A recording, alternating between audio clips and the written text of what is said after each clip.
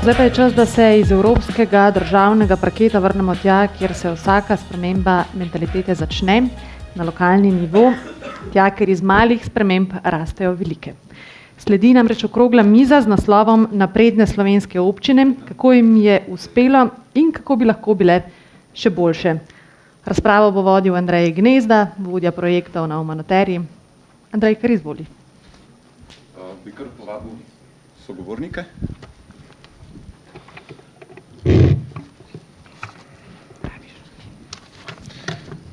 Torej, malo smo v zastanku, bomo poskušali nadoknaditi izgubljeno.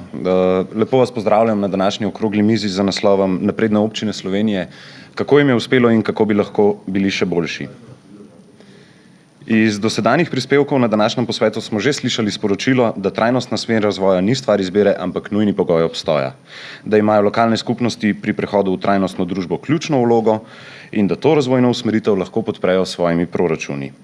Vprašanje ni da, ne, mogoče, vprašanje je le še kako.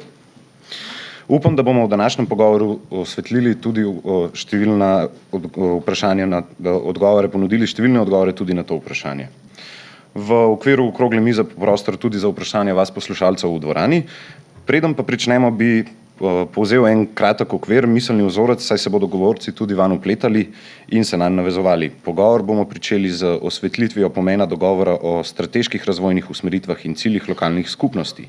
Nadaljevali pa bomo s predstavitvijo primerov, kako se lahko doseganje teh strateških ciljev podpre z uporabo že omenjenih 4 fiskalnih primerov, ki jih tukaj vidimo na slajdu. Danes imamo zato zelo relevantne goste. So ljudje konkretnih dejanj, ki stojijo za konkretnimi projekti in verjamem, da bodo tudi njihovi odgovori tako konkretni. Z nami je gospa Tatjana Bernik, energetska menedžerka leta 2016 po izboru časnika Finance, sicer pa vodja oddelka za okolje in prostor pri občini Škofja Loka. Županov občin Idrija in Ajdovščina, gospod Bojan Sever in gospod Tadej Beočanin, direktor Goriške lokalne energetske agencije Goleja, gospod Rajko Leban in dr. Janez Naret, znanstveno-raziskovalnega centra Slovenske akademije znanosti in umetnosti, poleg tega pa tudi član strokovnega odbora bienalnega simpozija Slovenski regionalni dnevi. Spoštovani gostje, pozdravljeni, če se strinjate, kar preidemo v razpravo. Dr. Naret, kot izhaja iz podatkov na spletni strani Ministrstva za finance, so občine v letu 2016 v svojih proračunih sredstva za pripravo strateških dokumentov namenilo le 13 občin v skupni višini 228.000 evrov. Lahko komentirate ta podatek, prosim? Dober dan, lep pozdrav vsem in hvala lepa za vabilo. Ja, mislim, da ta podatek zelo lepo odraža stanje duha na področju strateškega planiranja v Sloveniji. Če poznate na splošno stanje, veste, da se pripravlja že kar nekaj časa strategija razvoja Slovenije, pa ne vemo, kako bi jo zapisali. Zakon o skladnem regionalnem razvoju napoveduje strategijo regionalnega razvoja, ki je nimamo, in marsikateri dokument ni bil pripravljen na način, kot bi moral biti. Podobno tudi potrebni dokumenti za pridobivanje evropskih sredstev, kot veste, so bili pripravljeni relativno pozno, zaradi tega, ker ne vemo, kam želimo, kaj želimo doseči, kateri so naši cilji in na kakšen način lahko te cilje dosežemo. In podobno je tudi na ravni občin. Čeprav smo zadnjič v eni od naših anket spraševali občine, zahvaljujem se tistim, ki ste na to anketo odgovorili, koliko občin ima strateške dokumente. Mislim, da kar 80% občin, ki so odgovorile, da imajo strateške dokumente. Ampak bojim se, da so to predvsem občinski prostorski načrti, ki pokrivajo le en segment. Potrebujemo strategije razvoja občin na regionalni ravni in na ravni države, da vemo, kaj si želimo doseči, kam gremo, da ne skačemo dnevno z enega področja na drugo. Razvojne strategije namreč lahko prinesijo veliko prednosti. Po eni strani so razvojni konsens med vsemi partnerji občine, bodi so to politične stranke, bodi si to različni sektori ali različne inštitucije. Pomagajo k podprtosti odločitev strokovnega vidika. Namreč za vsako strokovno oziroma za vsako strategijo je potrebna neka strokovna analiza in podatkovna podpora odločitvam. nudijo jasno vizijo, ki jo ne zasleduje le posamezna organizacija, ampak vse organizacije znotraj neke občine. Jaz se lepo spomnim takrat, ko so se z gospodom županom z Idrije pogovarjali o pripravi strategije, on je rekel, ta strategija, ta projekt priprave sega prek mojega mandata. Če se ne pogovorimo vsemi deležniki v občini, je vprašanje, kaj je po naslednjem mandatu, če eventualno jaz ne bi bil izvoljen. In to se je pokazalo kot prava luč. Se pravi, moramo stopiti z dobrimi nameni, z jasno vizijo, poiskati konsens in na tak način lahko zagotavljamo te sinergijske učinke. Ja, in če še enkrat komentiram, absolutno premalo občin se temu posveča in verjetno bojo župani lahko povedali, kje so razlogi za to. Ponavadi je to premalo časa, premalo kadrov, bojim se, da je kdaj problem tudi premalo idej. Če se navežem na primer občine Idrija, gospod Sever, vi ste svojo trajnostno strategijo sprejeli že leta 2011 s pomočjo evropskih sredstev takrat. Me zanima, koliko vam je v teh 6 letih koristila ta strategija, je vam kot županov, občinskim uradnikom, je pomagala pri vašem delu? Ja, lep pozdrav. Jaz lahko rečem zdaj, da je pomagala.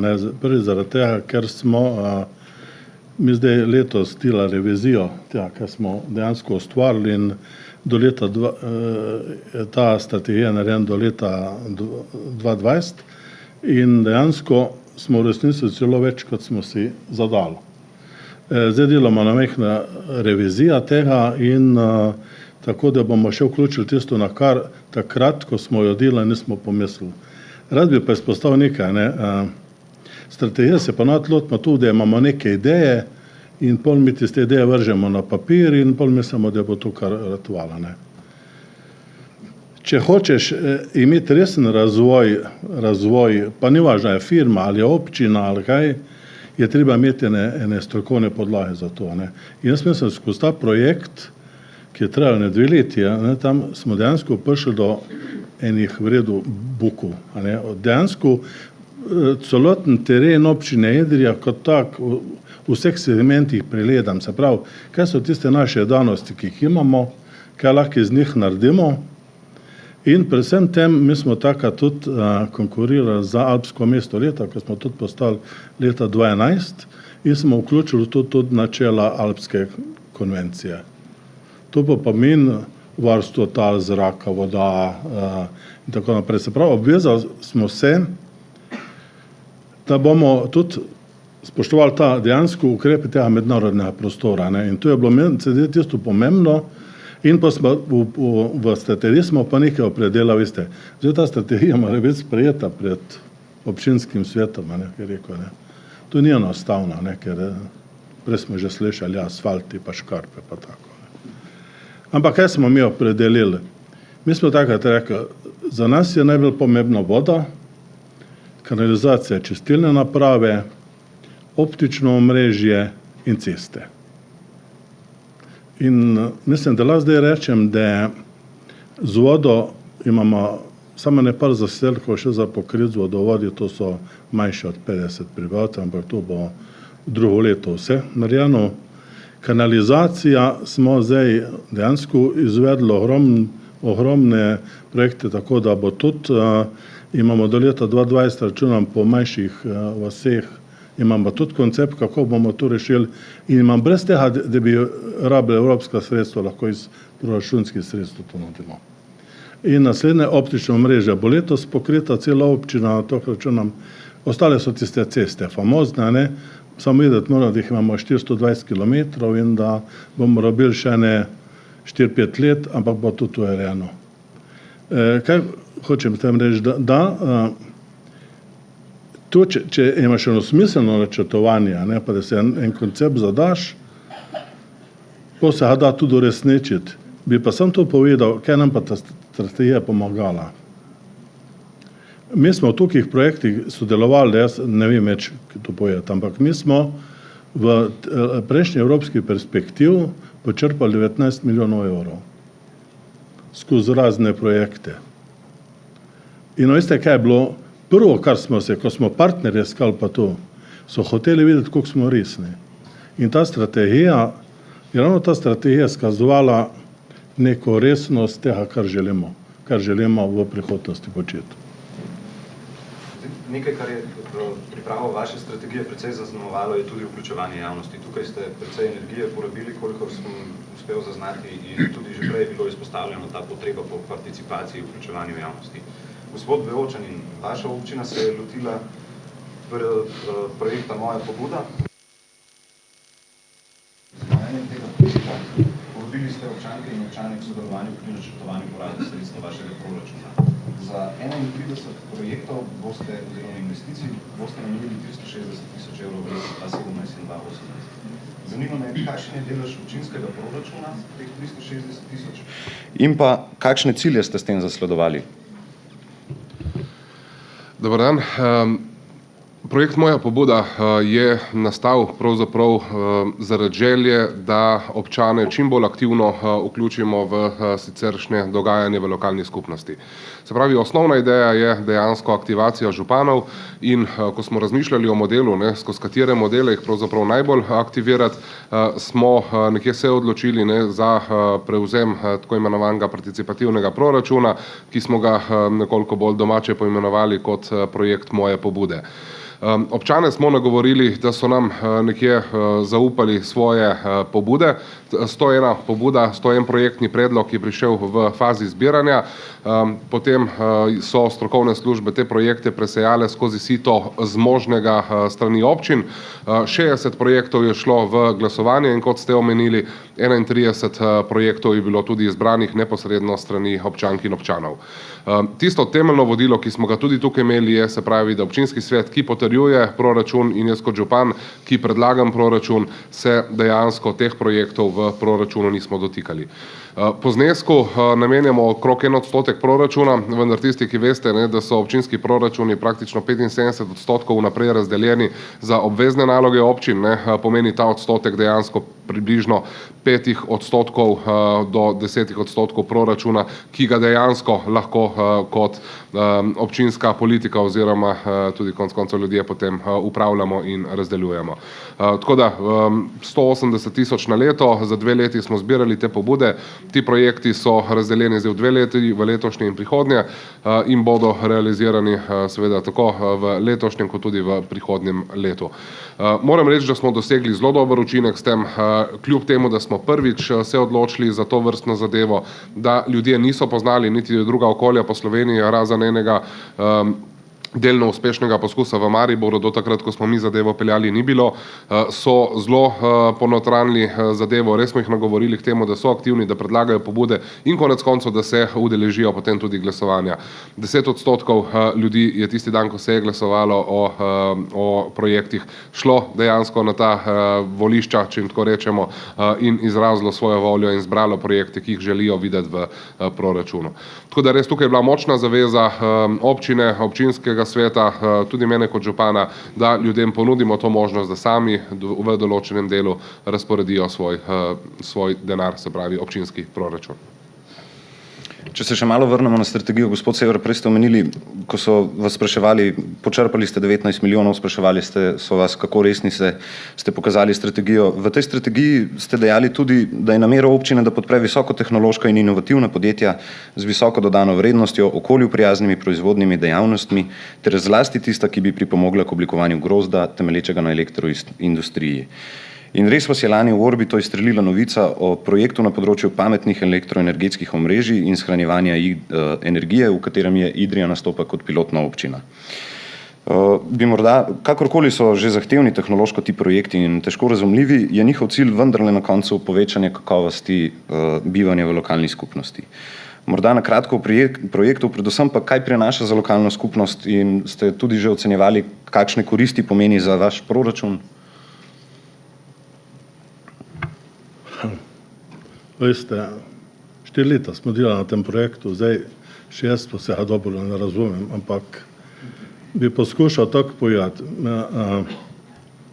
Japonska vlada ima organizacija NEDO, kjer v sodelovanju z drugimi državami financira 50% v določene projekte, 50% mora financira pa tista država, kjer se ta projekt izvaja.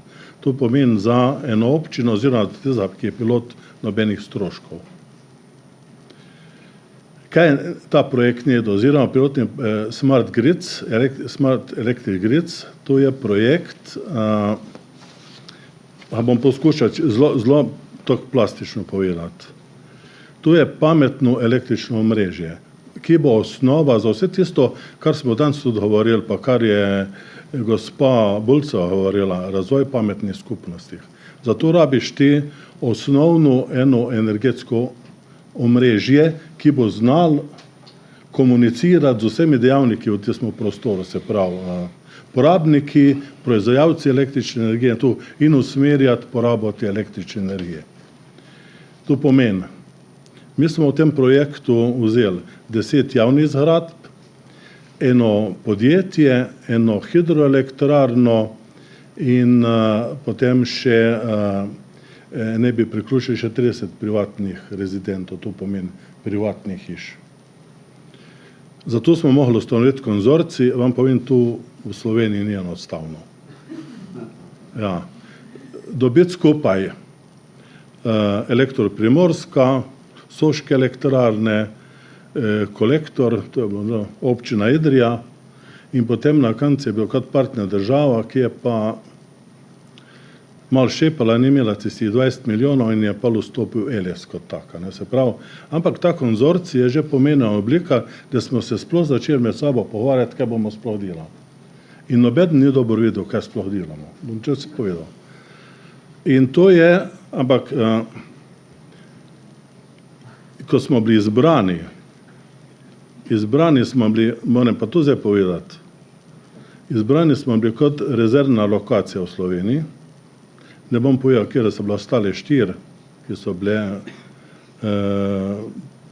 dejansko favorizirane, ampak ko so Japonci prišli, so prišli z enim vprašalnikom 375 vprašanj v angleščini, kjer pol stvari nismo sploh vedeli, kaj želijo vprašati.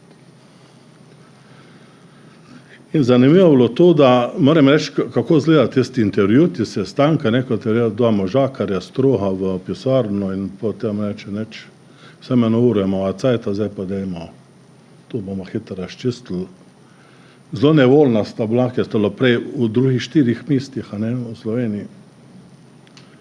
In ne bomo šli po vprašalniku in pa smo začeli pogovarjati in sta ostala 3 ure. Se ni več modil in zanimivo tudi, da mi je pol rekla ena projektantka čez 2 let, ko smo se že v redu ukvarjali s tem projektom, da ste rekli, če bo kje rad ali bo povedali, ko sta prišla v Tokio. Ampak to je moka, veste. To je vse tisto, kar govorimo okoli pametnih skupnosti, pa ne razumemo najbolj, za kaj se gre. To ni zato, da bomo bolj pametni. Jaz to pojmujem, da smo pripravljeni biti učeča družba, se pravi, da smo pripravljeni sprejemati nove tehnologije. To je zame tisto bolj pomembno, da o tem govorimo. In smo naredili projekt in drugo leto naj bi se izpeljal, zdaj je veliko pametnih, tudi že to je kazalo, da bomo obneha, ampak dobro, da smo imeli Japonce odzata, tako je to, v Sloveniji pri nas. Je pa investicija 40 milijonov tega, da se že investira v ta visokonapetostna omrežja. Zdaj se investira Kleče pa Horbo Kidričevo in zdaj bo tam 15 milijonov pa še vedrijo, kot pilotni projekt. To bo pa zadeva zdelovala tako, pripeljali bo 2000 ton baterij, to je 2 megavata, kjer bo nameščena lokacija in bo kot neka shramba električne energije. In tista shramba recimo zdaj zadoščala za 6 ur obratovanja. Tudi pomembno je to, da se hidroelektrarna, ki bo tudi to napala, v primeru recimo, ker bi ta žled je nam omrežje skoraj dol padl, se ne ustava, ker elektroenergetski sistem omogoča ta obratovanje. Lahko bomo priključili fotovoltaiko, tu imamo tudi en drug projekt, Trismart, kjer smo imamo pa z drugimi državami, kjer bomo pa plinsko kogeneracijo, pa fotovoltaiko, pa hranilke toplote implementirali v ta sistem. Tu se potem sam nadgrajuje. Elektro Primorska, Eles so pa tisti, ki morajo menedžirati ta sistem med tem uporabniki. potoplaciji. In ti boš imel, in kje je nadaljni razvoj, ne, v kaj gre svet. Se pravi, eno je varčevanje z energijo, kot tako, a ne, eno je tu, da takrat, ko še imel da sončne energije, boš lahko baterije spravil, lahko boš posodil sosedu, lahko boš na in kaj z njo še druga počel, ampak tu pomeni ena za ena, ne več tako, kot boš proizvajal, pa ne. In tu vidimo zdaj, jaz tudi računam, da bom tudi temi privatnimi rezidenti uspešni, ker mislim, da vidri smo tehnološko še kar napredni in razumejo ljudi, a ne za kaj se gre. Tu je pomembno za okolje. Ampak zdaj spet bom povedal, kje bi tisti ključni moment, da so nas izbrali tudi za projekt. Prvič, da smo tu razumeli, da smo 2013 sprejeli strategijo pametne skupnosti in da smo nekaj že vse to oprejeli in da smo imeli strategijo trajnostnega razvoja in da smo povedali, da smo zelo aktivni v tem alpskem loku, se pravi v alpskem prostoru. Zakaj?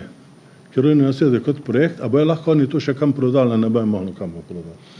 Ko že omenjate strategijo Idrija pametna skupnost, nekje sem zasledil podatek, da ko ste jo takrat sprejemali, nekateri svetniki so imeli težave z razumevanjem vsebine, da pa so vam zaupali, ko ste jim pojasnili, da bodo za to na voljo tudi sredstva iz EU skladov. Sedaj, ko se gibljete v tem mednarodnem okolju, kjer se snujejo ti projekti pametnih skupnosti in pa kjer se občine, ki poskušajo postati to, združujejo, verjetno tudi slišite, kakšni bodo kriteriji v prihodnji finančni perspektivi za dostop do teh skladov. Bi morda znali kakšnega že zdaj obelodaniti, kateri so ti kriteriji? Ja, največ denarja je na razvoj pametnih skupnosti. Ne. Potem so pa ta klimatske spremembe. Ne, to je zdaj spet vse povezano z našli, ampak kaj je zdaj vsem tem pomembno? Eno je denar, ki ga lahko dobiš skozi javno-zasebna partnerstva,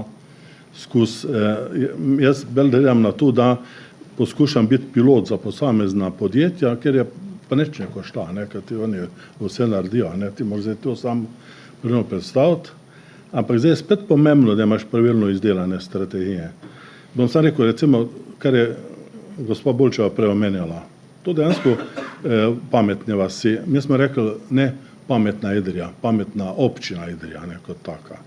Ker če ne bi bilo že problem, vasi bi tudi drugačno zastopili, da mi nočemo jih sploh upoštevati v tem. Mi sodelujemo zdaj v enemu, se to je prav zanimivo, v enemu projektu, ko pa Švicarji financirajo te projekt Intezi, pa nas je urbanistični inštitut, glavnih potem, ko to povezuje, ta ljubljanski, je pa ravno to, kako z novimi tehnologijami, se pravi ta digitalizacijo, prinesti nazaj na podeželje tiste storitve, ki vhaja, recimo banke gre ven, pošte gre ven, vsi, pa zdravstvo, pa vse to. Na kakšen način s pomočjo teh tehnologij, pa združevanjem teh vseh, ki bi imeli kakorkoli s podeželjem, kako jih dejansko povezati, da bojo neko storitev mogoče, pa se rekli, se tu pa skupaj naredimo, oziroma in bo hkrati cenejš in bolj dostopna državljanom. Sam ta primer povedal, in ker smo omenili kolikih projektih, v 4-5, mi je prišla enkrat v Idrijo direktorica direktorata švicarskega za okolje in prostor, gospa Marija Leci, je rekla, sem prav mogla priti pogledati, kaj je ta Idrija, da je v vseh naših projektih. Ampak, veste, jaz bi apeliral na vse, čim več projektov imaš, tu je težko obvladljivo, ampak moraš najti ljudi, ki sodelujejo pri tem. In tudi je pol velika pomoč dejansko, ker ljudje spreminjajo mišljenje, ljudje so tisti, ki drugače začnejo pojmovati, kam dejansko ta svet gre. Je pa denarja ogromno, sam tudi smo poskušali, bom zdaj pa povedal, mi smo poskušali projekt z Bolzanom, z Ansiem iz Francije, smo poskušali, to je mobilnost, voda, pa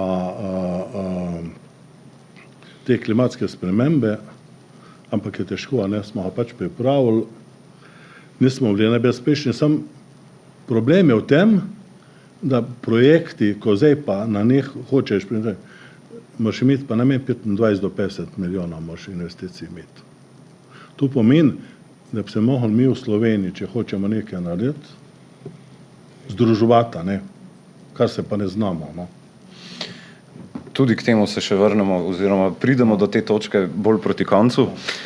Gospod Leban, vaša agencija, Goriška lokalna energetska agencija, ki jo vodite, spodbuja drugačno obliko pridobivanja dodatnih finančnih sredstev. Govorimo o energetskem pogodbeništvu.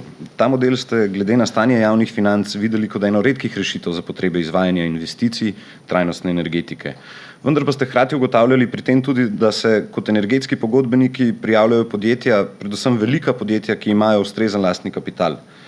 Ta podjetja seveda potem svoj kapital še povečujejo z zelo varnimi naložbami v projekte energetske učinkovitosti in tudi k njim se potem steka finančna smetana iz teh energetskih prihrankov. Bi morda znali pomisliti, kako bi lahko še več sredstev ostajalo v lokalnih skupnostih in ali se glede tega kaj že dogaja tudi pri nas?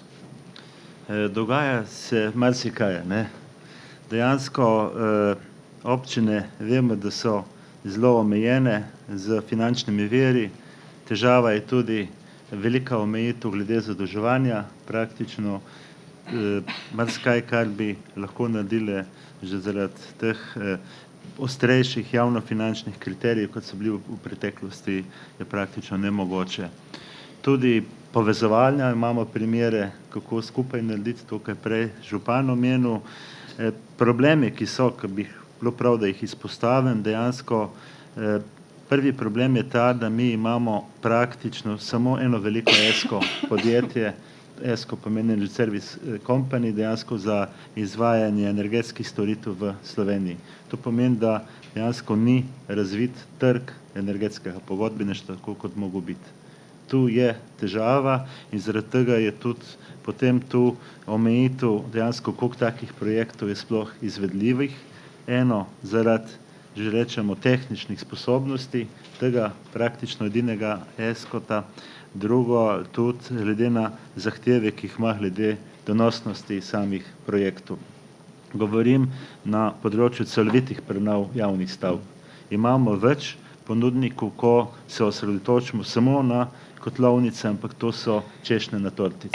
Vsi bi radi dejansko šli po principu energetskega pogodbeništva, prenovili kotlovnice, kjer so kratke dobe vračanja in dejansko bi ponovadi, jaz svetujem tako občine, dajmo v pakete, ker potem bomo zraven dali lahko nekaj, kar sicer ne bi mogli skozi spraviti. In tudi v projektu Elena, kjer imamo cilj realizirati 45 milijonov investicij v, zdaj jih je že, mislim, da 25 občin, v začetku jih je bilo 21, je bil poudarek, zato ker gre za spodbudo strani Evropske investicijske banke, to, kar ste že prej kaj slišali, dejansko, da bi mogli pospeševati energetsko pogodbeništvo, ampak prav glede na razvitost trga, glede na pogoje, ki jih v bistvu skozi ta mehanizem na koncu dobijo občine, imamo več primerov, da gremo potem po javno-naročniškem odnosu, dejansko, da občina potem zagotovi, s tem imamo pa v bistvu manj realizirano, kot bi lahko imeli. Napademo pa na te omejitve, ki jih imajo občine. Tako da tu, kar smo večkrat tudi predlagali pristojnim, je v bistvu zagotoviti ustrezne finančne mehanizme. Tu ima Slovenija tudi v operativnem programu izvajanja kohezijske politike, vendar se kar malo vrtimo v začaranem krogu. Mislim, da rešitve so, če bi vsi pristojni v bistvu stopili skupaj pa iskali rešitve, pa tudi kako, ne samo zakaj ne, tudi kako pridemo do cilja, postaviti si jasne cilje in potem videti, kaj se lahko naredi in mislim, da bi lahko situacija se izboljšala. Zadaj imamo EFSI sredstva, imamo v bistvu ustrezne podpore na evropskem nivoju, potrebno je samo zorganizirati se, nastaviti ustrezne finančne mehanizme in zadeve bi bile bistveno lažje.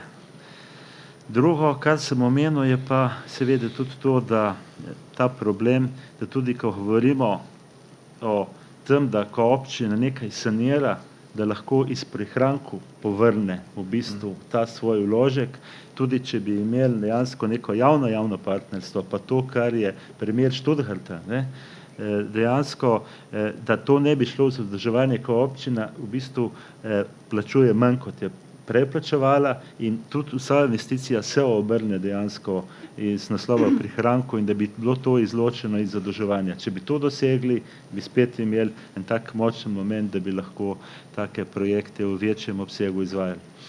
Se bojim, da je državni sekretar z pristojnega ministrstva že odšel, da bi slišal to sporočilo.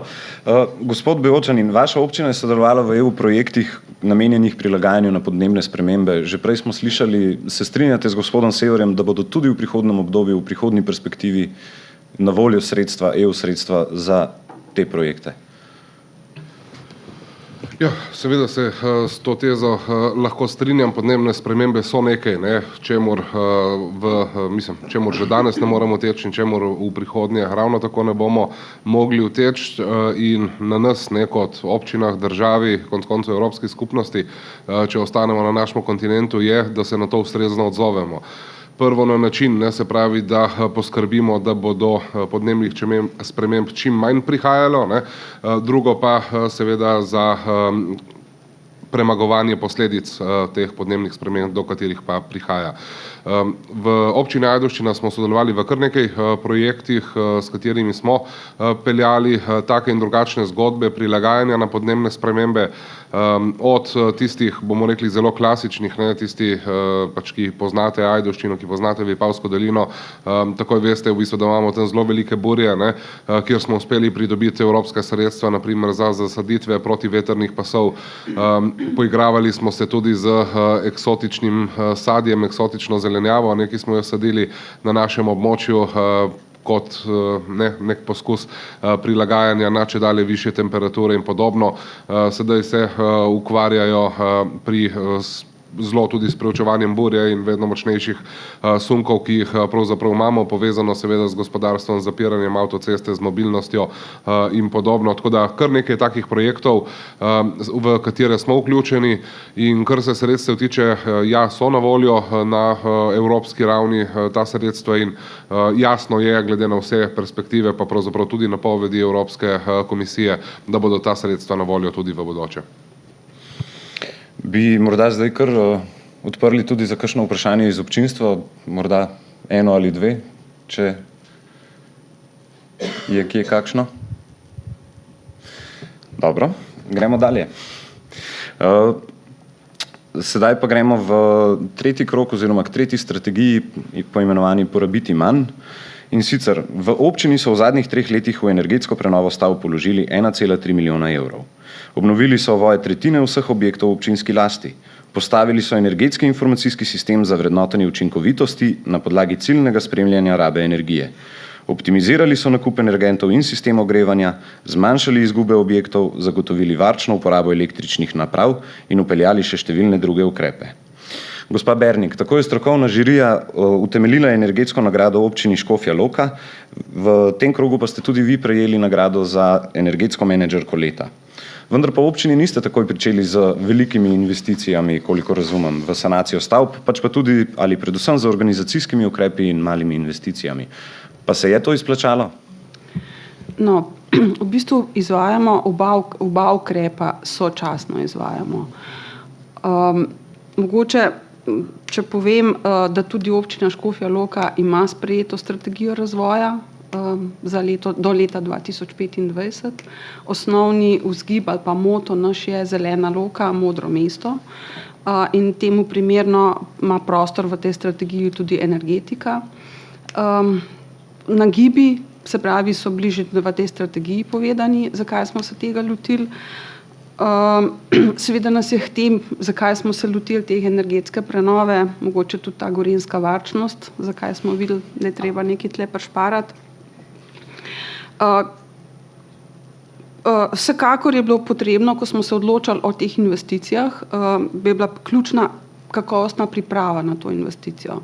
Zelo pomembno je bilo, da ko smo se odločali in pripravljali, da smo pridobili primernega, strokovno usposobljenega zunanjega svetovalca. Mi v našem primeru nimamo pogodbe za lokalno energetsko agencijo kot energetski svetovalec, ampak imamo neko družbo, ki se s tem profesionalno ukvarja, in pa seveda skrbno načrtovana priprava na investicije.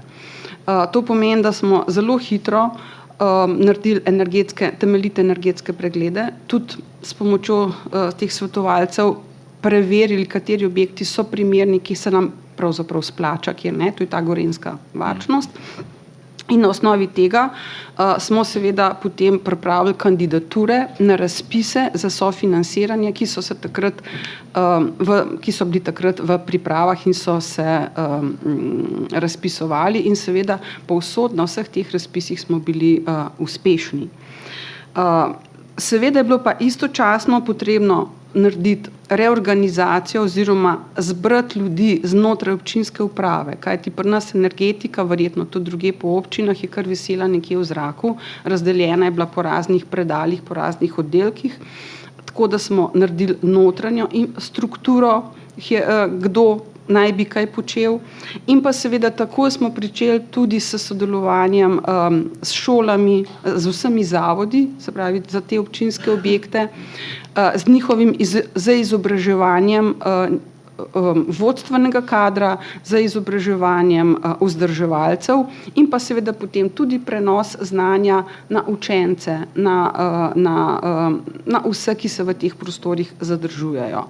Ključno pri tem je bilo pa to tudi, da mi pravzaprav moramo poznati, kakšen strošek sploh to predstavlja. Šele takrat, ko mi vemo, kakšen strošek je energija, potem tudi znamo se odločati, v katero smer iti, kaj delati in kakšne ukrepe sprejemati. Tako da ta informacijski sistem, ki smo ga nastavili s pomočjo zunanjega svetovalca, nam je bil v veliko pomoč.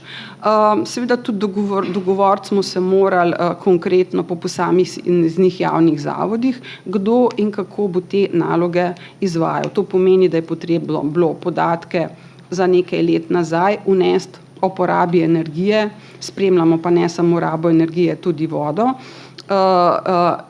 vnesti v ta sistem in pa potem seveda to redno spremljati. Ampak to bi rekla, to je bila ta osnovni nivo. Brez podpore župana in pa občinskega sveta, ki pa je potrdil proračun, ki je vseboval te investicije, pa seveda izvedba tega ne bi bila možna. Tako da to, kar smo uvodoma že danes poslušali, kako pomemben je razvojno naravnan občinski proračun in pa seveda tudi usposobljenost tako občinske uprave kot tudi politikov ki vodijo občino, to so pravzaprav nekako ključni temeljni dejavniki, da se potem lahko dobre zamisli tudi izvedejo. Ravno to sem vas želel vprašati, pa mislim, da ste nekako že odgovorili, kako ste izbirali tiste stavbe, ki ste jih prve sanirali, če sem prav razumel, na podlagi.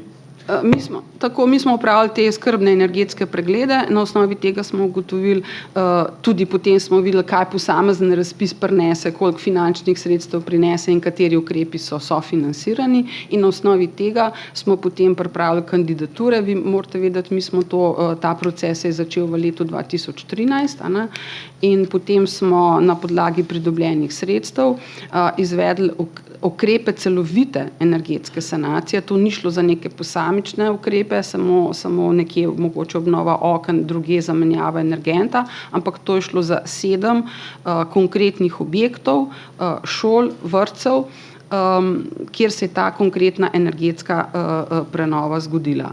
Mogoče rečem pa, da ne smemo pri teh energetskih sanacijah zanemarjati učinka teh mehkih ukrepov, energetskega menedžiranja in pa potem spremljanja tega stanja. Lahko te učinki prinesejo tako rekoč zelo primerljive finančne učinke. In pa kaj se mi zdi še zelo pomembno? Zelo pomembno se mi zdi to, da uporabniki prostorov, učenci in pa malčki v vrtcih, kot pa seveda tudi zaposleni, razumejo proces. da razumejo, zakaj je potrebno nekaj delati, a ne? In zakaj je potrebno, ne vem, zakaj ne okno dati na kip, ampak ga odpreti za 10 minut in tako naprej. In to nam je uspelo z našimi motivacijskimi ukrepi. Lahko povem, da mi vsako leto razpisamo županovo priznanje, to je samo priznanje, nobene finančne nagrade, za energetsko najbolj učinkovit projekt, v katerem sodelujejo vsi ti vodstva zavodov. Povabili smo pa v ta krog pa povabimo tudi ostale dejavnike, ne samo na občinskem nivoju, ampak tudi se pravi srednje šole, na kateri, ki pravzaprav niso v pristojnosti urejanja občinske uprave, zdravstvene domove. Skratka, vse inštitucije, ki imajo interes, da sodelujo in jim tudi nudimo zastonj uporabo informacijskega sistema. S tem pač nekako se trudimo, da širimo to našo idejo in pa tudi osveščenost. Poleg objektov pa imamo v informacijski sistem vključeno tudi sedaj vso javno infrastrukturo, kar smo mi v teh letih izvedli tudi prenovo čistilnih naprav in pa kanalizacijskega sistema in pa vodovodov, tako da ves ta sistem imamo tudi v energetskem sistemu in spremljamo njihovo porabo in pa tudi javno razsvetljavo. Pri javni razsvetljavi pa smo sledili po modelu občine Tolmin, ki smo jo tudi prejeli, malo smo sodelovali izven meja z agencijo Goleja, tako da smo prenovo javne razsvetljave pa delamo z lastnimi sredstvi, pač postopoma. Ravno to sem vas še želel vprašati. Namreč v vaši občini, kolikor vsaj vem, ste le 2 projekta izvedli v obliki energetskega pogodbeništva, ostalo so bodisi kohezijska sredstva, Tako, ja. bodisi celo 100% financiranje iz občinskih sredstev. Kaj je tisti kriterij, na podlagi česa se odločate, kateri model financiranja boste izbrali? Do zdaj smo kar sledili pravzaprav temu nekako zaupanju, da pravzaprav sledimo, da se zanašamo na sredstva, kjer vidimo, da so razpoložljiva, ne? In da jih bomo tudi lahko realizirali. Ne? Tako da... Še to bi vas vprašal, če smem. Informacijski sistem oziroma sistem energetskega menedžmenta, sliši se precej drago. Kakšen je strošek, recimo na letni ravni, o kakšnih zneskih tukaj govorimo? Mi imamo tukaj dogovor s tem zunanjim izvajalcem o najemu tega informacijskega sistema in pa letni strošek za to je na nivoju 10.000 evrov. Poleg tega pa je dogovor, če so doseženi določeni učinki, potem je drugi del, oziroma potem dobi ta še nagrado. Ja. Morda še tole vprašanje že prej bilo omenjeno z gospodom iz Študgarta, sva se prej pogovarjala, pa je tarnal. Precej več projektov bi lahko izvedli, imamo omejen kader. Me zanima, kako se vi s tem spoprijemate v vaši občini in pa koliko ste vlagali energije v to, da ste lasten kader usposobili, da sedaj lahko upravlja za tem sistemom, vodi projekte. Je to nekaj, kar bi recimo morali nasploh v Sloveniji izboljšati? Vsekakor je zelo pomembno. Prvič je pomembno to, kot sem že rekla, sploh zavedanje, zakaj je potrebno te projekte peljati. Se pravi, kakšen je doprinos za družbo in pa za okolje. To je zelo pomembno. Potem je tudi seveda pomembno samo znanje, da pravilno pripravimo dokumentacijo in pa potem pravilni postopki pridobivanja izvajalcev. Na žalost je tako, občinske uprave se soočamo z velikimi obremenitvami in tudi z omejitvami pri kadrih, pri zaposlovanju, tako da na žalost smo res soočeni s tem, da te stvari pogosto delamo s pomočjo zunanjih svetovalcev, zunanjih inštitucij in tukaj je pa spet riziko, kako znaš pravilno izbrati to zunanjo pomoč. Omenili ste, veliko šol je bilo renoviranih oziroma predvsem šole in tudi tukaj ta, bom rekel, energetska pismenost, tudi to je bil namen predvsem teh projektov, da se tudi ozavesti učence, kako uporabljati in zakaj tako uporabljati. In na področju primorskih občin je ogromno prispevala k energetski pismenosti vaša lokalna energetska agencija. Gospod Leban, k temu ste pristopili sistematično, tudi vi ste prejeli nagrado častnika finance. Veliko truda je verjetno za to potrebnega. Osebno ocenjujete, da se to obrestuje, da prinaša neke rezultate, se morda že vidi? V bistvu ključno je izobraževanje, usposabljanje uporabnikov. To na eni strani lahko govorimo, ne vem, o tečajih, ki jih imamo tudi za hišnike. Bom dal primer.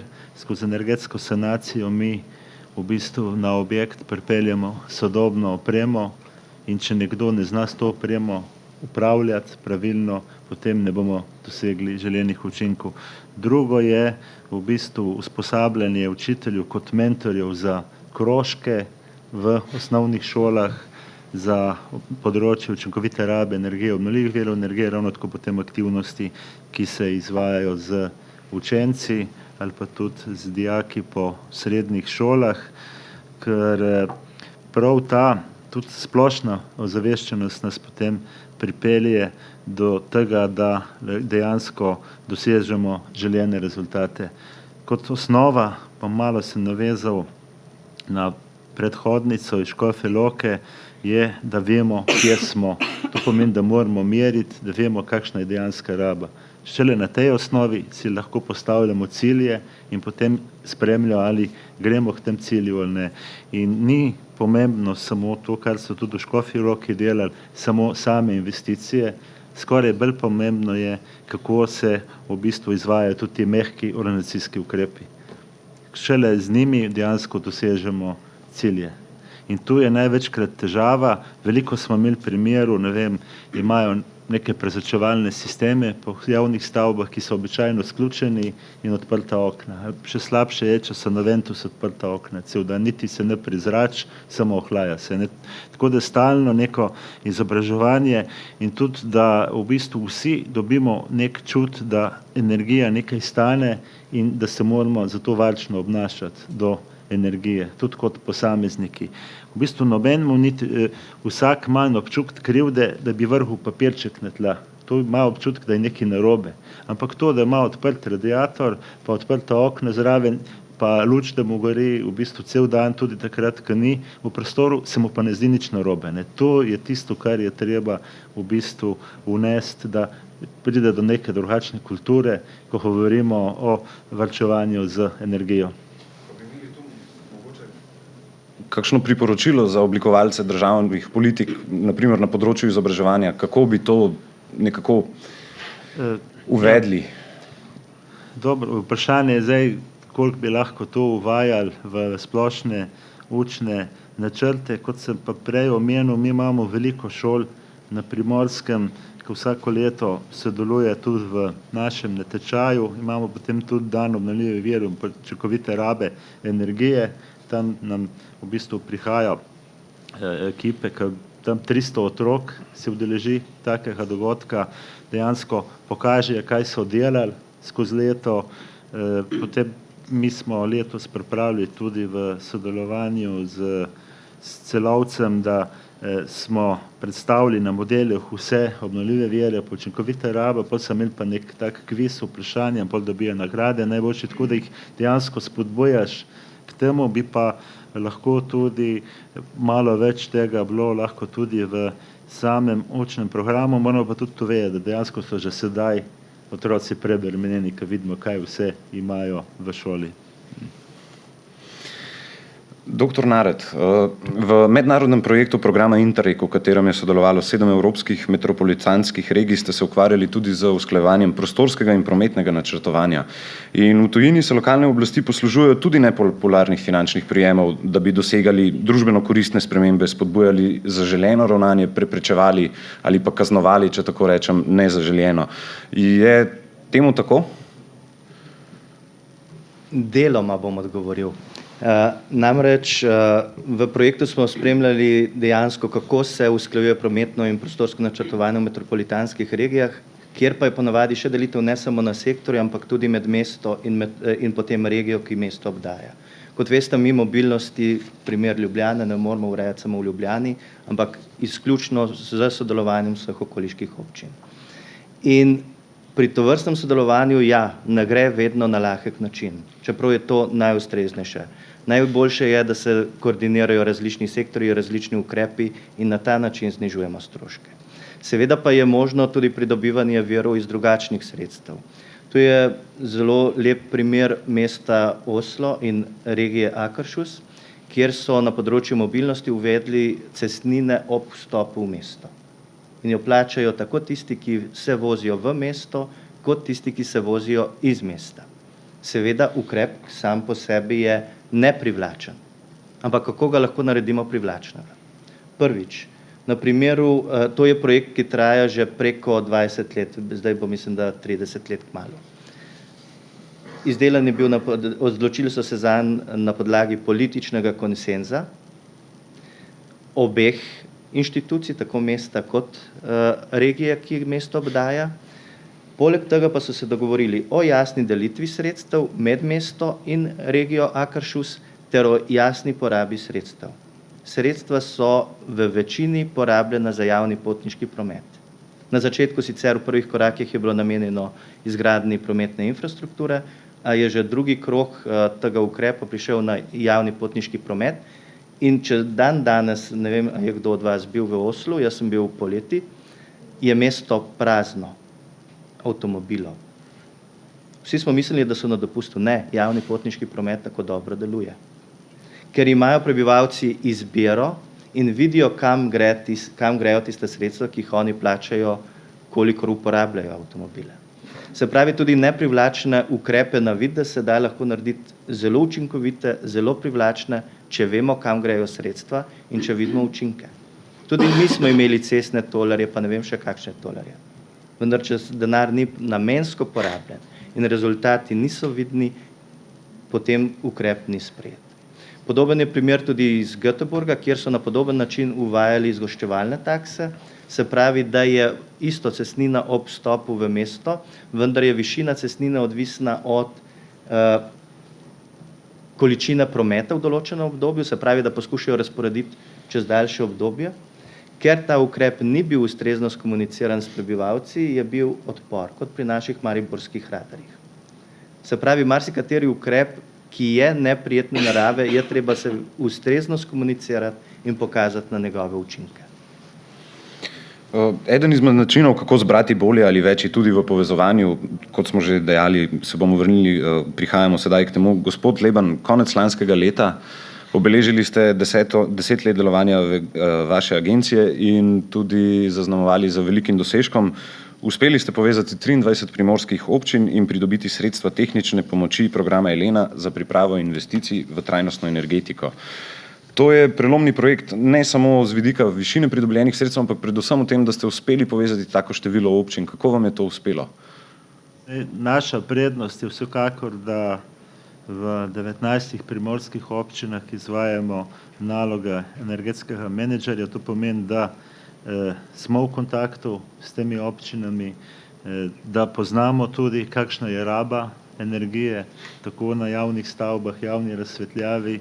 In v bistvu bilo potrebno, če rečem, tukaj županu prepričati, da dejansko so v to šli. Mi smo sicer napisali predprijavo, potem za samo prijavo pa Evropska investicijska banka kot bančna inštitucija zahteva dejansko zelo natančen investicijski načrt za celoto z jasnimi cilji, tako kar se tiče prihrankov, ima tudi finančnimi cilji, donosnosti in vsem tem. Tako da tu je bilo kar nekaj dela in v bistvu ključni so bili predvsem tisti župani, ki so pognali kolo naprej. Tu bi lahko tudi se zahvalil na moji desni strani županu Idrije, je bil eden tistih prvih, ki so podprli tak projekt. Potem so ostali sledili in to nam v bistvu manjka v Sloveniji. Ko pogledamo pogoje, če hočeš na Eleno kandidirati, moraš imeti več kot 30 milijonov investicij pripravljenih zadaj, zato da dobiš 1/20 tehnične pomoči za pripravo projektov. Razen Ljubljane, mislim, da ni mogoče sestaviti v eni občini v bistvu tako prijavo. Torej je nujno povezovanje in tudi to, kar gledamo, kar se dogaja na evropskem nivoju, tudi to, kar ste poslušali, ne vem, tudi ljudje potem same prijave kakšnih EFSI projektov v bistvu v Junckerjev naložbeni paket za Evropo. Vedno so zelo visoke te meje in brez sodelovanja, brez povezovanja, pa čeprav je to naša šibka točka v Sloveniji, ne bo šlo. Ne. Mi smo kot posamezniki odlični, imamo ogromno odličnih posameznikov v Sloveniji, ker si pa treba nekaj skupaj spraviti, nastanejo težave, ampak prav to, kako se zložiti skupaj, kako dobiti tiste skupne inovalce, je potem ključ do cilja. To mislim, da smo videli včeraj zvečer.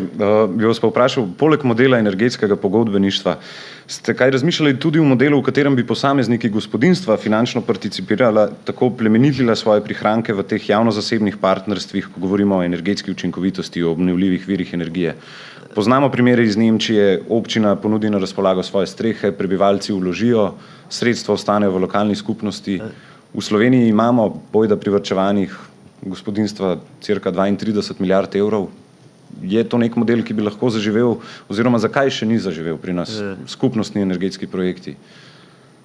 V bistvu bom rekel tako, sej to je neki primerov, tudi takih rečem dobrih praks je v Sloveniji bolj skozi energetske zadruge. Dejansko, da se posamezniki združijo in potem se oblikujejo v zadrugo in potem izvedejo nek projekt, tako da so lahko noter in podjetja in tudi fizične osebe kot posamezniki. Možnosti recimo, ki so, ne vem, mogoče nekaj spet novega, zelene obveznice, bi tudi bilo, tu bi lahko ali država, državne inštitucije, tudi lokalne skupnosti, vendar tu se bomo spet vrteli okrog vprašanja zadolževanja, če se fokusiramo na občino, oziroma da bi to znotraj občinskega proračuna bilo. Tako bi dejansko potem lahko nekdo, ki bi v nek projekt nekaj svojega privarčevanega denarja vložil, potem tudi dobival nazaj. V Sloveniji dejansko se je dosti premaknilo na energetski samooskrbi, to ste tudi prej videli, tudi Ekosklad spodbuja v bistvu fizične osebe, tako da neke možnosti so, kako bi lahko kot posamezniki dejansko vložili lastna sredstva in potem, da se nam bi ta sredstva vračala. Mislim, da bi mogli mogoče zgenerirati nek primer dobre prakse, tudi razmišljali smo o tem, v bistvu, da bi pogovarjali smo se, vendar je potem projekt zastal, da bi v bistvu v Novi Gorici postavili eno fotovoltaično elektrarno na enem javni stavbi in da bi lahko tudi participirali zraven v bistvu v obliki zadruge tudi zainteresirani občani. Tam bi lahko šli z zelo majhnimi vložki in potem ravno tako bi dejansko nazaj lahko ta vložek dobili. Tudi, če gledam zadruge, je tako, da ni glavni namen profit, kot gledamo dejansko neke gospodarske družbe. Lahko znotraj zadruge je lahko večji interes po neki splošni družbeni dobrini. Tako da to je bolj stvar zadružnikov in mogoče bi v tej smeri lahko tudi se kaj z občani naredilo. Tudi v turizmu meje občin nimajo pravega pomena. Ko pridejo obiskovalci v Vipavsko dolino, jih želijo celovito kakovostno informacijo, ponudbo in jih ne zanima, kje se konča občina Ajdovščina, kje se prične meja občine Vipava. Gospod Beočanin, kako poteka sodelovanje med občinami pri razvijanju tržne znamke Vipavska dolina in pa ali je bila težka pot do te zdravice županov? Ja, pot do tiste zdravice pod blagovno znamko Vipavska dolina je bila kar trnava in dolga. Namreč občine se zaradi, bom rekel, siceršnje finančne podhranjenosti vsake od občin soočamo s tem, v bistvu, da dejansko moramo na vsak evro še kako temeljito pogledati.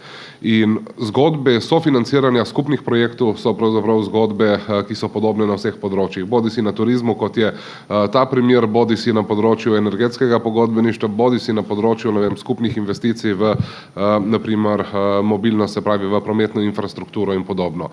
Tako da so te poti, pri katerih želimo doseči neko skupno sodelovanje občin, seveda mnogokrat zelo dolge in zelo naporne. Ne zaradi razlik med župani, ne zaradi razlik med mišljenji. Načelna moralna volja je vedno pri vseh županih, vsaj tako jaz opažam, zatakne se vedno v bistvu pri financah. In enako zgodbo pravzaprav smo imeli tudi tukaj v blagovni znamki Vipavske doline, kjer smo sicer morali poiskati tudi ta širši konsens, kako naj se pravzaprav ta naša destinacija imenuje. Naj bo to Vipavska dolina, prej se je uporabljala Smaragdna pot, ki je bilo sicer pokrito širše območje, ampak smo ugotovili, da se ljudje z Vipavsko dolino še najbolj poistovetijo in zato je bila tudi odločitev, da gremo v tej smeri razvoja tudi naprej. Logično, tisto, kar povezovanje prinese, so seveda odlični učinki na razvoj turizma na našem območju.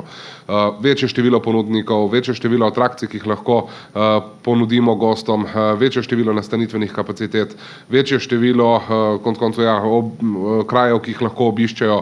Vse to je tisto, kar vsakemu posebej in vsem skupaj seveda prinaša izrazito pozitivne učinke v smislu, tako v finančnem smislu, kot seveda tudi v smislu povečanja obiska. Tako da odločitev je bila prava, da gremo na skupni poti, ni pa še končana. Še vedno se nam marsikje zatakne pri kakšnih skupnih izdajah katalogov.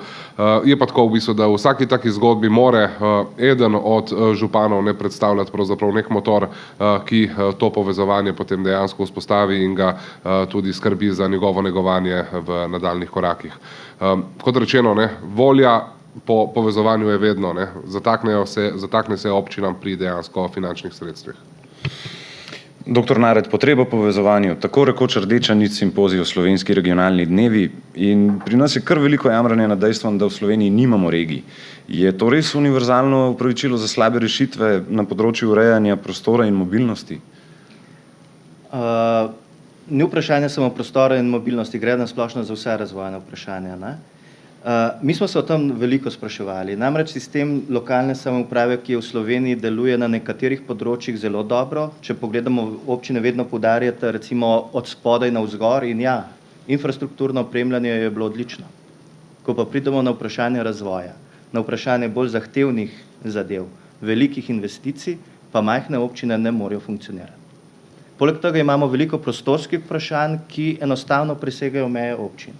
Mobilnost, urejanje vodotokov, promet kot tak, klimatske spremembe, demografske spremembe, to so stvari, ki presegajo raven občin. In zdaj vprašanje, ali je regija ustrezen model za reševanje tega? Morda ja, ne pa vedno. Namreč mi, ko govorimo o funkcijskih območjih, je funkcijsko območje za vsako stvar posebej.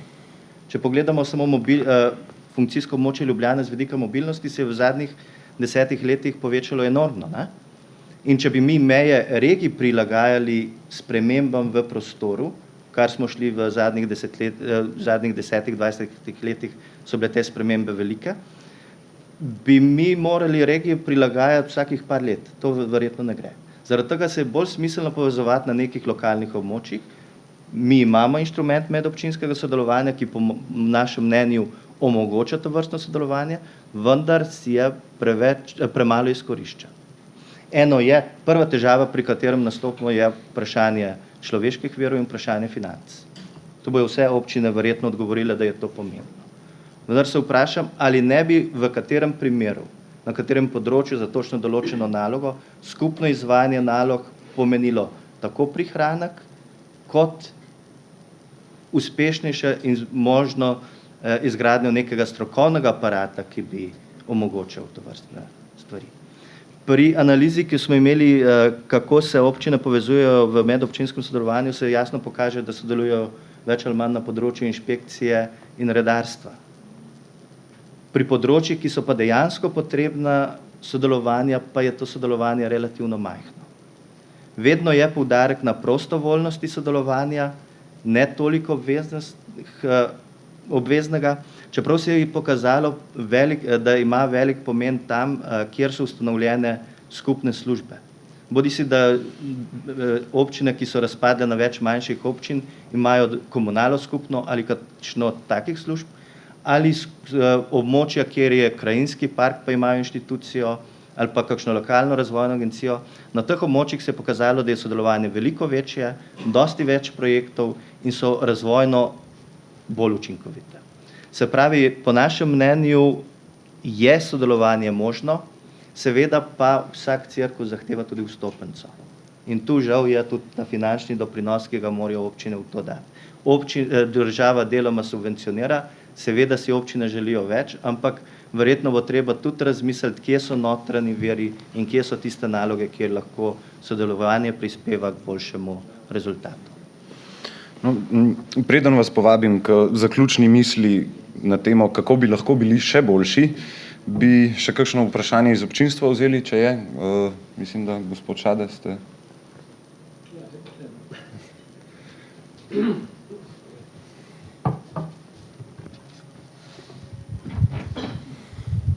Thanks. Well, one is a hint for you, and the second one is a real question. Mr. Leban, you said that you are turning in circles, and nobody is working constantly on establishing the cooperation structures. We see this problem quite often, and in many countries. So, Mr. Beocian will know perhaps about the LIFE program, because I know that in the Bipar Valley you have a program. It's one of the projects which we try to abandon. Yeah? So a certain intervention, in your case there on water management, which is a rather limited and a very punctual intervention. We are looking now more and more for structural projects, for building projects which do a certain type of institutional development, exactly in the way you say. There is something missing, and we want to address this point. So we call this integrated projects. The best example we have at the moment is a project on air quality in southern Poland, where we invest over 5-6 years, a little bit with the Czech Republic, but that's a side aspect, so it can be a purely Polish project, on developing structures and mobilizing funding to addressing air pollution problems in Silesia. So very much the problem you have, what would be needed, what structures would be needed to make a better use of the Juncker plan, to make a better use of the structural funds, to develop the institutional capacity or the management capacity in the municipalities which have the concrete project, and all this packed in one integrated project, which can do some small interventions itself, if it is really like a showcasing or the type of Turku encouraging experimentation with 10-20,000 euro in this thing. But the big objective would be mobilize other funds and establish the structures to mobilize these funds. So you are lucky. The deadline is just this week, so it's too late. But you have exactly 1 year to work on it. Yeah? We are moving more and more into this direction of these structures, and you always need a reason to cooperate. So perhaps the first reason to cooperate on this issue could be to file a proposal next year. And it does not have to be a public body to apply. It can also be the EcoFund or your association, how to package it, but it has to integrate a lot of players. So this was the hint, our program. The second one is a question. We were talking very much about what our Stuttgart colleague called the low-hanging fruits. Yeah, the things where you have a saving, you have the return. So at the end, we were talking most of the time about energy during the discussions today. How do you deal with the difficult topics? Yeah, so the difficult topics, most notably, where there is no return. Yeah? Nature protection, biodiversity, adaptation to climate change, protection measures. How do you integrate these in your development plans? Or is there and what would you expect there to do? Is it then only how much of your citizens' proposals were relating to these difficult issues and not to the easy ones? Če smem jaz samo na kratko povzeti, morda, ker nismo imeli prevajanja, torej v prvem delu se je pogovor predvsem nanašal na kako, če na kratko parafraziram, pri pomoči k vzpostavljanju struktur za sodelovanje, in gospod Šada je omenil projekt na Poljskem, ki je namenjen ravno temu, se pravi, kako te strukture kooperacije postaviti.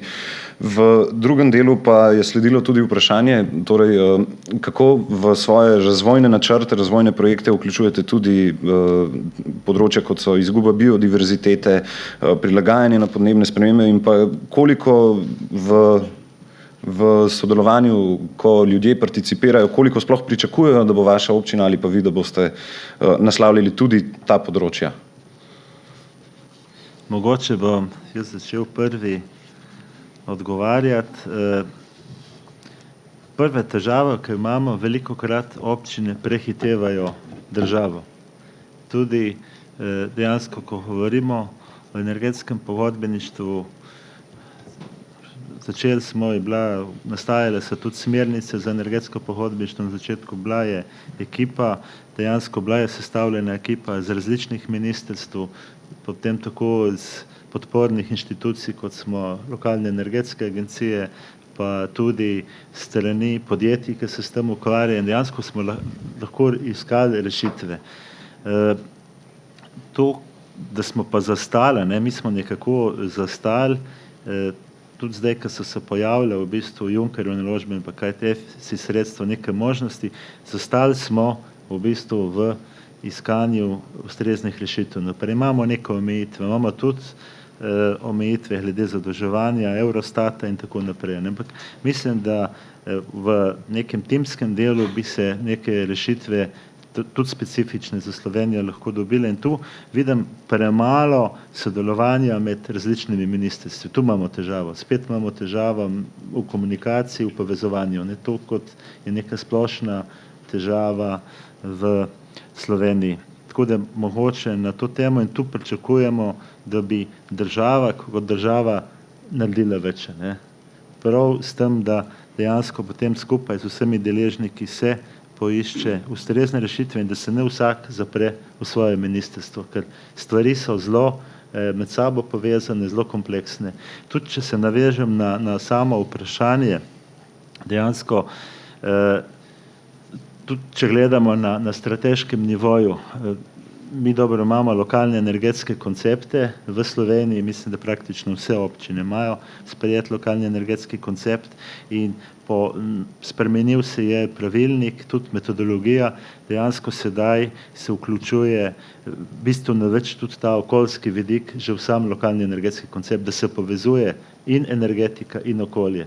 Kot recimo, ko pogledamo na evropskem nivoju, kaj se dogaja, združile so se dve iniciativi EU Majors, dejansko nimamo več samo SEAP, Sustainable Energy Action Plan, ampak imamo SECAP, imamo še C dodan Climate. Tako da dejansko mora biti ta povezava, in tudi na teh strateških dokumentih, ki nastajajo tudi po občinah, bo vedno več tega, da se dejansko in energija in okolje, da sta vedno bolj povezani, in dejansko moramo celovito gledati na stvari. Je pa tu nastane en problem, ker je nakazal gospod, dejansko samo določeni ukrepi so profitabilni, so zanimivi za investitorje, drugi so pa tisti, ki jih mora dejansko in država in občina dobiti finančne vire za to, da se potem sočasno izvedijo. Mi moramo v bistvu načrtovati celovite prenove, moramo videti neke celovite investicije, potem pa lahko za neke ukrepe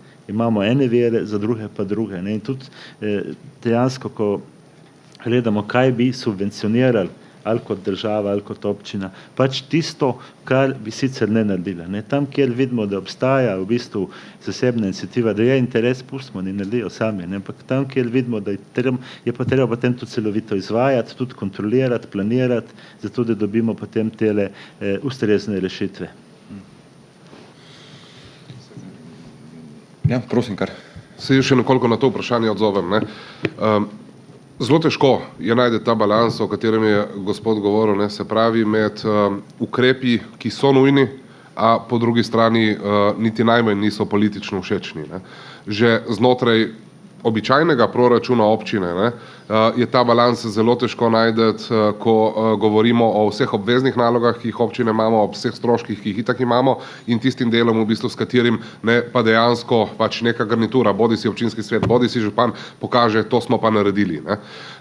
In ko dodamo temu še razvojne zadeve, tiste, ki grejo, ki so, kot se je gospod izrazil, neobhodne, ki stanejo ponavadi veliko denarja, so dejansko na mizi zelo zahtevne odločitve. In takrat dejansko rabijo občine tisto, kar smo govorili v začetku, strategije razvoja.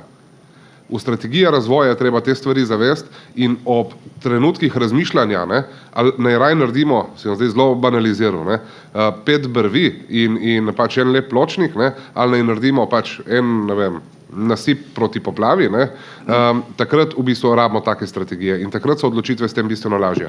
Mi smo imeli lani, no, to izkušnjo sem želel povedati, mi smo imeli lani zelo široko debato okrog izgradnje kanalizacije po celotnem območju občine. Zelo velika, geografsko velika občina, smo 245 kvadratnih kilometrov, za slovenske razmere velika, in približno 70% prebivalstva živi izven mesta in to prebivalstvo večinoma ni opremljeno z kanalizacijskimi sistemi, ne. Se pravi, predstavljajo tudi neko veliko tveganje, ne, v bistvu za okolje. In odločitev takrat je bila na mizi, ali naj pospešimo gradnjo kanalizacij, kar pomeni finančno dodatno obremenimo vse naše občane, ali naj tega pravzaprav ne naredimo, ne. Najlažje je narediti nič, ne, in prestaviti problem v nov mandat, potem ne, lahko nov župan predstavi še v en mandat kasneje, ne, in se ta zadeva nikoli ne zaključi, ne. Drugo je pa bilo, in smo se odločili, ne, v bistvu z precej širokim konsenzom v občinskem svetu, da ja, gremo zelo jasno, ne, v to aktivnost, ki ni všečna, se pravi, gremo v pospešeno gradnjo kanalizacijskih sistemov, namesto 2 vasi na leto, zdaj delamo 4 vasi na leto, ampak to tudi pomeni, da so vsi ljudje dobili 2-krat višjo položnico za odvajanje in čiščenje odpadnih voda. Ne, in to je bilo pa treba ustrezno skomunicirati. Mi smo imeli tlele 4, 5, 6 mesecev debate, javne debate odprte okrog tega, ali naj v bistvu kot občina gremo v ta ukrep ali ne. In če vam samo v bistvu povem, pritožb, ne, ki ponavadi pridejo ob vsakem povišanju položnice za komunalo, ne, ki prihajajo pol in na komunalo in na občino, ne, jih ni bilo po tem ukrepu, ko se je položnica bistveno povečala. Zato, ker je bil širok konsenzus postavljen, ker so se ljudje o tej zadevi pogovarjali in so vedeli, da je ta zadeva nujna, če želimo občino v, pazite, ne še zmeri dolgem obdobju, ampak 15 letih rešiti. Če ne, bi bilo pa to obdobje lahko dolgo 30, 40 let, če tega ukrepa dejansko ne bi naredili. Se pravi, ta širok konsens, ne, je pri takih vprašanjih v bistvu, ki terjajo določena finančna sredstva, ampak istočasno ne omogočajo nobene profitabilnosti in tako naprej, ne, dejansko zelo nujen. In ta širok konsens ne samo znotraj politike, ampak tudi z ljudmi. In moram reči v bistvu, no, da je bila, bom rekel, zelo pozitivna izkušnja tlele za nas, ne, da se pravi tudi ti manj priljubljeni ukrepi, ne, oziroma nepriljubljeni ukrepi se lahko v bistvu se jih lahko ustrezno skomunicira in jih ljudje sprejmejo kot tiste, ki so nujni in ki jih je treba narediti, ne, če vejo, kje je cilj. Je pa zelo pomembno tisto, kar je tudi gospod prej povedal, ne, da potem vidijo učinek. Zdaj moramo imeti v 4 vaseh gradbišča odprta. Zdaj ne more biti več tisto, ne, smo rekli, da bomo delali v 4 in imamo v 2, ja, nekaj se je zalomilo. Nič se ne sme zalomiti. V 4 mora biti odprto, ljudje morajo videti, da so plačali več, ampak da se s tem dosega učinek. Ja, prosim, kar. Če lahko kratko, samo to bi prosil, malo zaostajamo že za urnikom. Ful bom dolga. Joj, nikar. V bistvu sem ugotovila, da imam cel kup vprašanj, pa jih bom probala v enega stisniti, pa upam, da bo razumljivo. V 2. Zame je bila zelo inspirativna zgodba z japonskimi investitorji, ko je idrijski župan povedal, kako je imel s sabo vprašalnik 365 vprašanj, a ne, pa so imeli pa odprto debato. In to, kako je idrijska občina imela že vnaprej pripravljene strategije in cel kup drugih analiz in podlag, in kako so dobili projekt. Vprašanje je v bistvu za predstavnika Evropske komisije. Idrijski župan je tudi povedal zelo lepo, da v bistvu sploh ni točno vedel, v kaj se spuščajo, pa kaj bojo ven de facto dobili. Pri Evropski komisiji, pa tudi pri nas v naši državi, je pa skozi večja, bom rekla zdaj, zanalaž moda, a ne, kazalniki, rezultati, tudi jaz imam tak razpis, ki je totalno obremenjen s kazalniki in rezultati. Kako spraviti v link in kako handlate stvari, ko gre pa za inovacije, kot tisti, ki se prijavlja na eno zadevo, težko vnaprej predvidi vse možne stvari in kakšen bo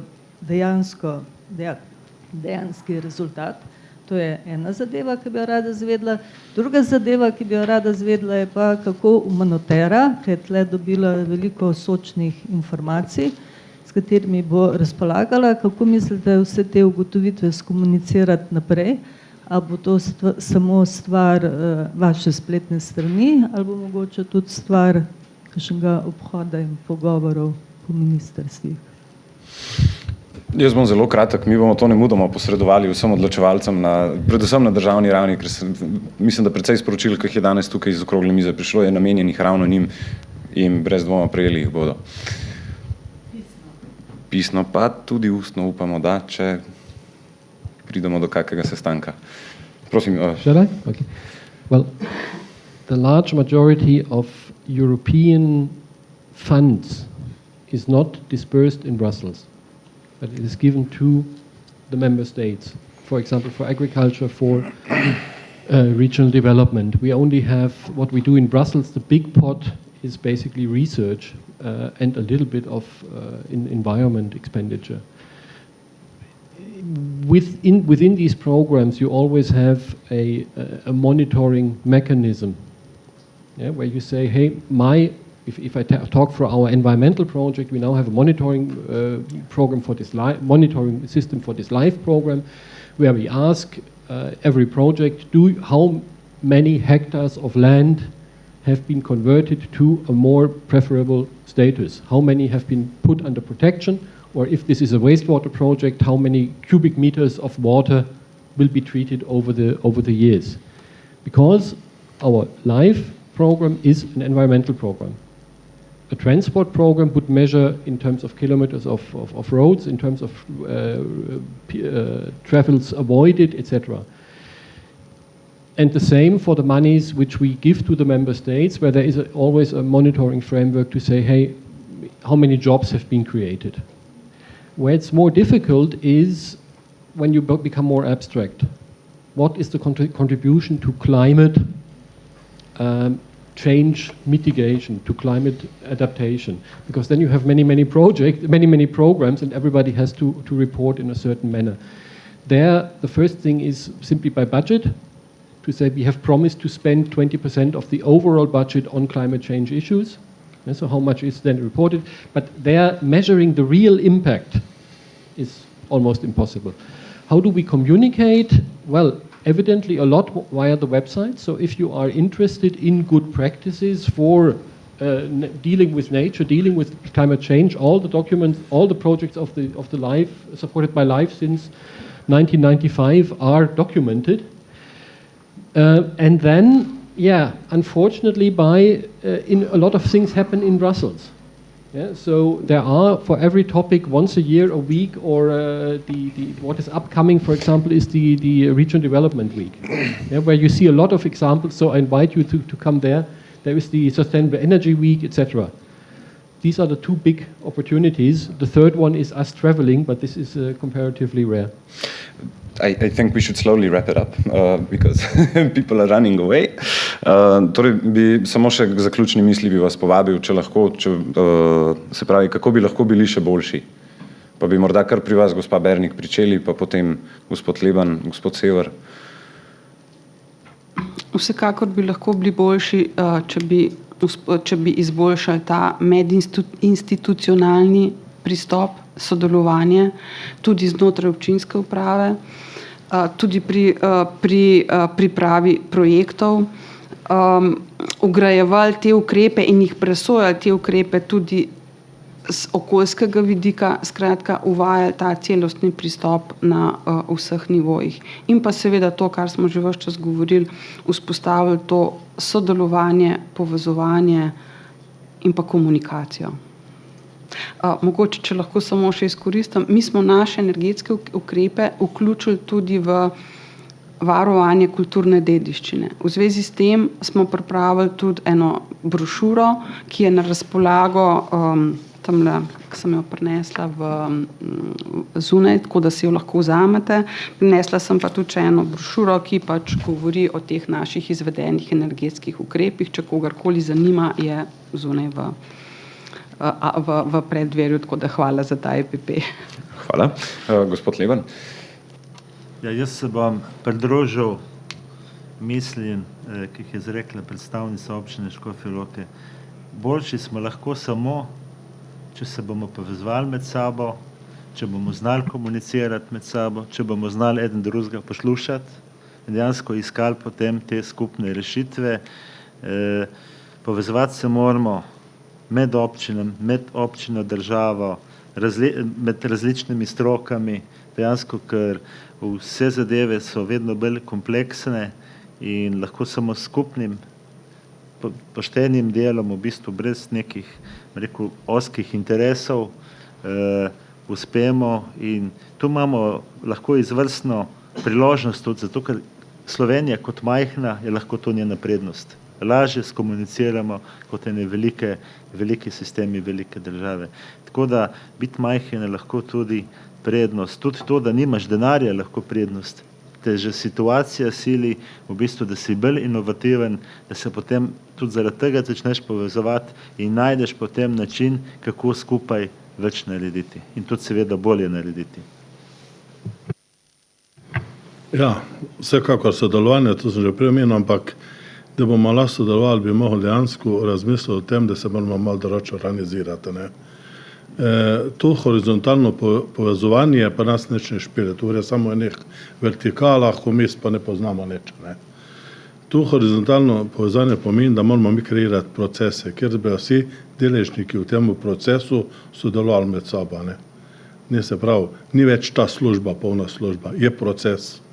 In ta proces pomeni, da se bomo tudi to, kar je prej gospod rekel, a mi znamo tu razmišljati o tem, dosegli smo učink na tem, da smo zmanjšali emisije CO2, zato ker smo zmanjšali kurilno olje, porabo kurilnega olja, tu se recimo pri nas hodili, v občini 10% smo tu uspeli narediti. Privatni sektor, ki je to delal s slabimi kurilnimi napravami in imamo povečano število trdih delcev v zraku, ki je večji problem, kot pa sam promet. Če bi se znali prej, pa da bi vsi o tem procesu razmišljali, da bi se na tem nivojih povezovali in vsi akteri bomo dosegli. Če ne, če bomo vsaka svoja štema šli, pa ne bo uspeha.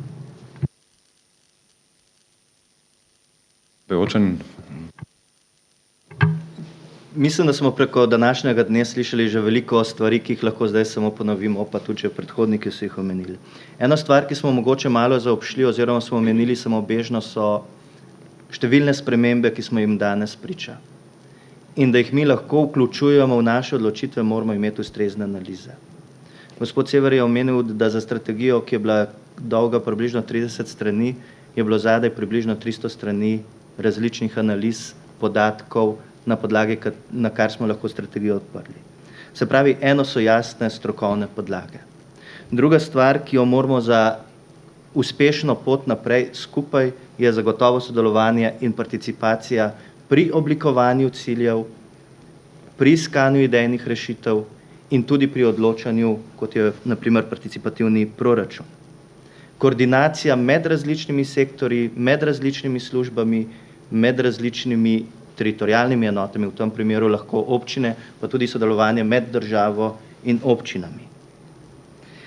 Zelo pomembno je, da se izogibamo napakam, ki so bile v preteklosti zelo pogoste, da smo neracionalno trošili občinske proračune in državni proračun. Primer poslovnih con, primer TEŠ 6 in podobne investicije, ki so bile narejene nepremišljeno, kažejo na to oziroma vplivajo na to, da se marsikdo takrat odloči, pa se če so oni zavozili, to se lahko tudi jaz tu tvegam. Ne, mi moramo biti bolj preudarni oziroma manjša so sredstva, toliko bolj preudarni moramo biti pri namenjenju teh sredstev. Ena stvar, ki mi je bila danes zelo všeč, bom rekel jabolka na dosegu roke, mi smo to govorili prej o majhnih korakih. Veliko je stvari, ki jih lahko naredimo mi z majhnimi koraki. Lahko je veliko krajanov moti nek kontejner, ki se ne prazni redno. To je stvar, ki se jo lahko uredi takole. Pa bo počutje krajanov tam v hipu rešeno in učinek bo dosežen na zelo kratek način in na zelo enostaven način.